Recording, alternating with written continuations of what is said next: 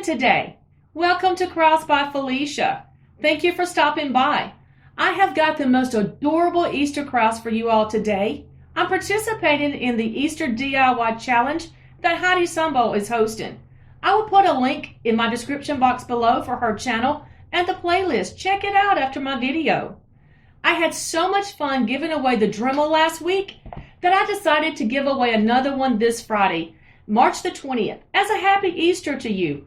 All you have to do is be a subscriber to my channel. If you haven't subscribed to my channel, go ahead and subscribe. Like this video and type Easter in the comments below. That's it, easy peasy. You will have 7 days from the drawing to get up with me to claim the Dremel. All right, YouTube crafters, grab your hot coffee or your sweet tea and your hot glue gun and let's get crafty. For my first project, I'm taking these 2 Easter signs that I got from Dollar Tree and a vinyl stencil that I made. And the wood that I'm using was actually a bed rail that came off of an old bed frame. I got my husband to cut it down to 36 inches for me. So the first thing that I did was sand my board. Now you can use a sanding block from Dollar Tree or sandpaper, but guys, I just opted to use my sander. It actually saves time. Now that my board is sanded, I wiped all the dust off of it, and I'm going to paint my board with the Waverly chalk paint in Elephant.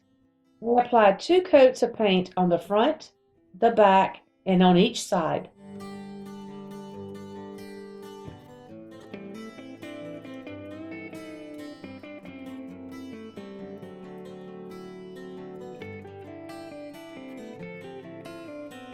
I took my Easter sign and I removed the banner.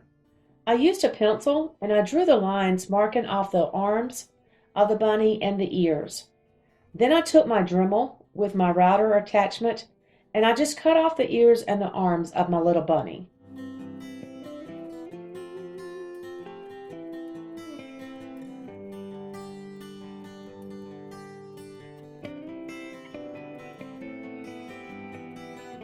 I took the other Easter sign and used my Dremel to trace out the hat from the sign. Guys, you know I've said it before, but the Dremel really makes crafting a lot easier and opens up new possibilities. I really love using my Dremel.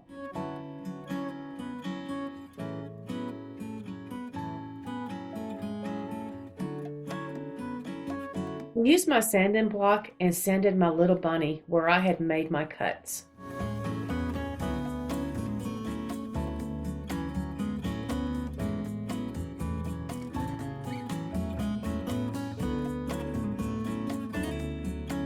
Next, I applied a generous amount of hot glue to the back of my little bunny and I glued it to my board.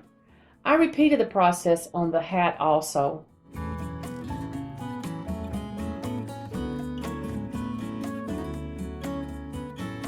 I reattached the arms to the bunny. I took an Easter egg and glued it to the hand of my little bunny. The feet that I'm using actually came off of the big Easter sign from Dollar Tree.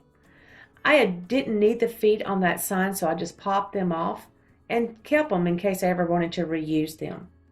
Well, I decided that this was a perfect project for them. I just attached the feet to the bottom of my little bunny. I really think they turned out cute.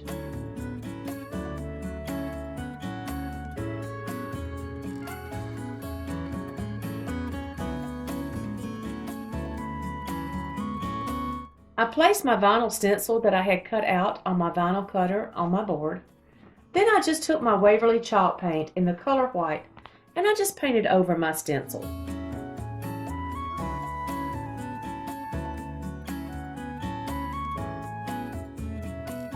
Once my paint had dried and my stencil was removed, I just took some white lace that I had left over from another project and I just hot glued the lace to the bottom and the top of my board.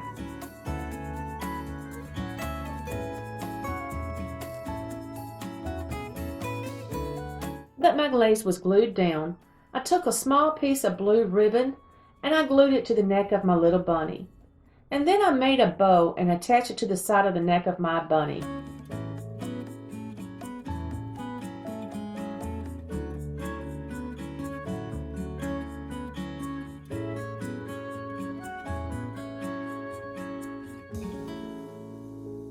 Guys, I really like the way that this sign turned out. It is so adorable. I will be using this in my Easter decor for years to come.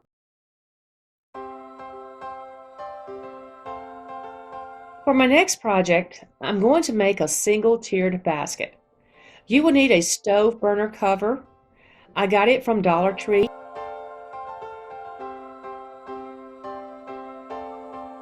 A wire basket.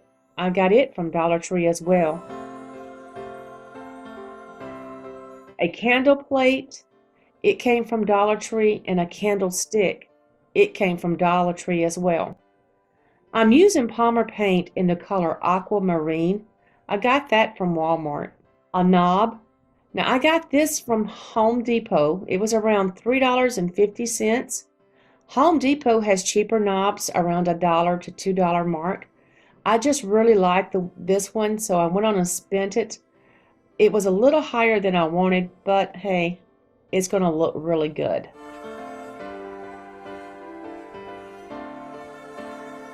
And you will also need eggs. I got these from Dollar Tree as well. The first thing I do is remove the tag from the basket, and then I remove the tag from the candle plate. Using my E6000 and hot glue gun, I attach the candle plate to the candlestick, and then I just let the glue dry.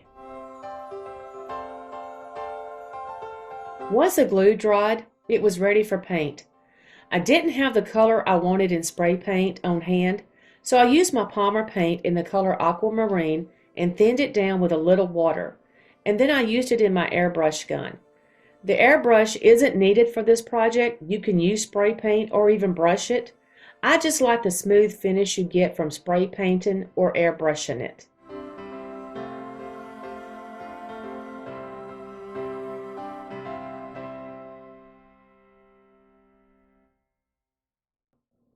After the paint had dried, I used my glue gun to attach the basket to my candlestick. For video purposes, I used hot glue. I will go back later and use my E6000 to get a stronger bond because I will be using this in my home decor.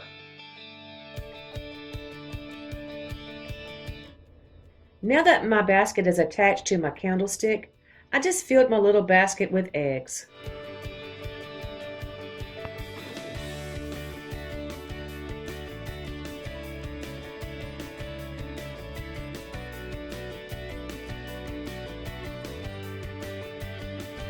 Next, I glued my knob on top of my basket lid.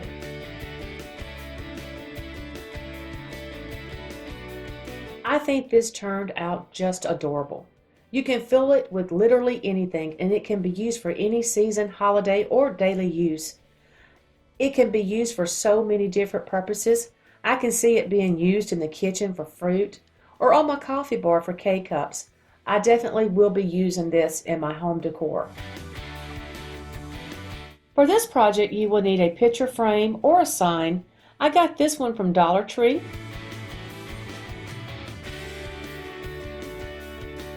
You will also need a wooden cross. I got this from Dollar Tree as well. I'm using some Mod Podge and it's in the matte finish. I printed off the song The Old Rugged Cross from the internet, so I will be using it.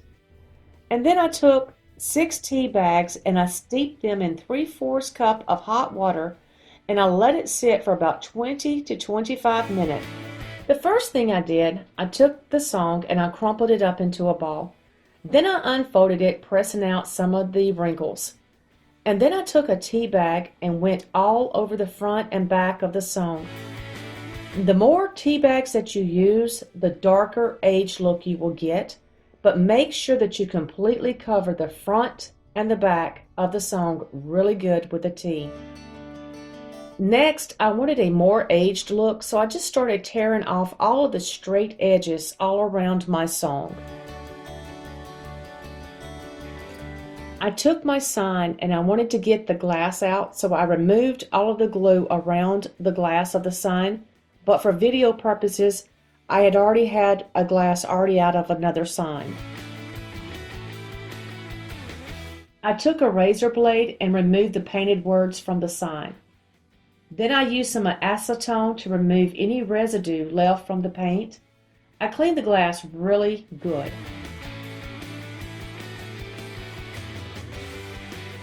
Next, I took my Mod Podge and I covered one side of the glass completely. Then I laid my song on top of the Mod Podge and covered the back of the song with more Mod Podge. I set it aside to let it dry completely.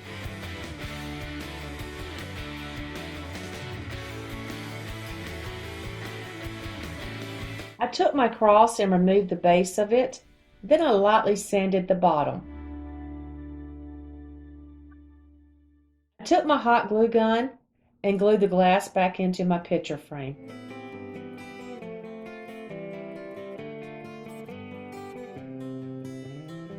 I hot glued my cross onto the front of my picture. If you wanted to, you could use your Cricut or stencil and personalize the front of your sign. I had thought about adding "He has risen" to the front of this sign, but after I put my cross on it, I just decided that I liked it the way it was. Sometimes less is more.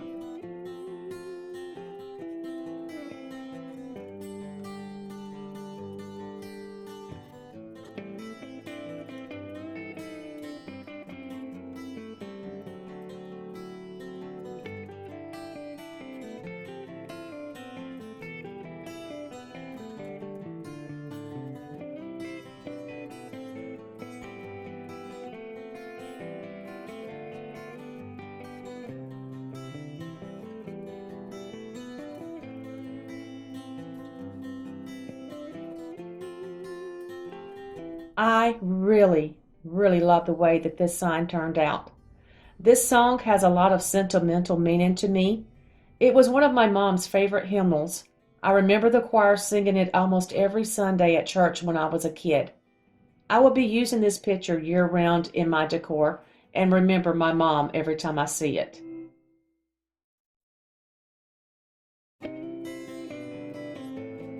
For my last project, I will be making a Easter grapevine wreath. What you're going to need is a grapevine wreath, and I got mine from Dollar Tree.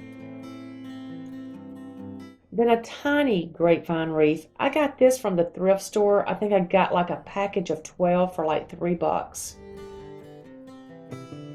You're going to need some jute twine, purple ribbon or material. I got this ribbon from AC Moore and I think I paid like $1.50 for it. Then I had some leftover floral stems from a previous project. I'm going to be using them.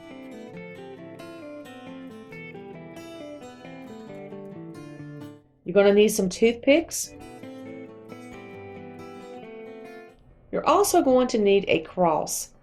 This cross, my husband made it in his wood shop for me.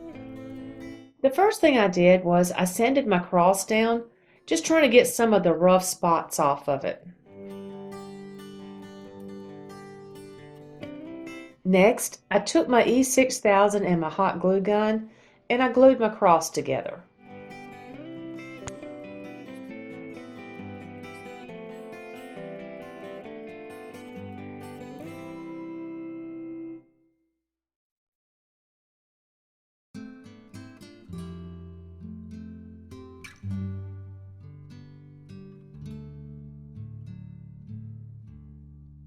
I started arranging my florals around my wreath to see how I wanted them to go. Once I was happy with the way that they were looking, I took my hot glue and I just glued them down.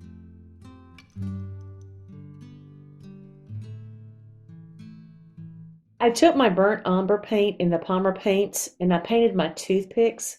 I painted from the top to the bottom on all sides and I just set them aside to let it dry. Once my toothpicks were dry, I cut them in half and I placed them into my little grapevine wreath, simulating thorns that were coming out of a crown.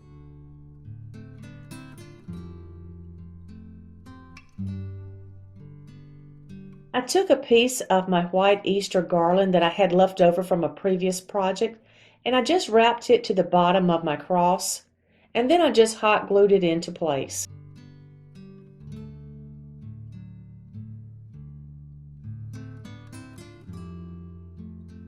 I took a piece of the purple ribbon that I had and I draped it around the cross, and then I glued it into place also.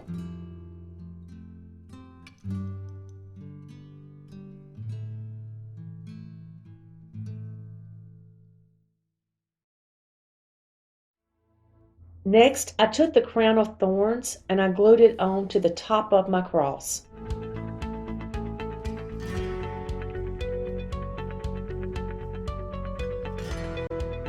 Using my E6000 and hot glue, I glued the cross to the wreath.